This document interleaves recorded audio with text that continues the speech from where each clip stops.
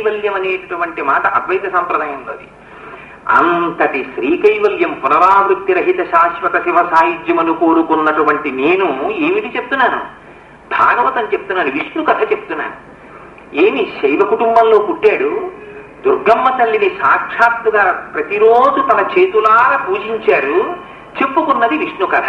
అదెవరు పలికించారన్నారు? పలికెడిది భాగవతమట. పలికించు విభుండు రామభద్రుండట, నే పలికిన భవహరమగునట, పలికెద వేరొండుగాథ పలుకగనేలా. ఇది పోతన గారంటే. పోతన గారు అంతటా బ్రహ్మమును చూశారు. ఈ స్వరూపములన్నీ ఆయన దృష్టిలో ఒక బ్రహ్మము యొక్క అనేక స్వరూపములు. ఏకత్వమేవ బహుధా భవభాసిలోకే నిశంకధీర్ వృషభకేతన మల్లినాథ శ్రీభ్రామరి ప్రియ సుఖాశ్రయ లోకనాథ శ్రీశైలశేఖర విభో తవ సుప్రభాతం అంటారు. ఒకే పరమాత్మ యొక్క అనేక స్వరూపములు. ఇంత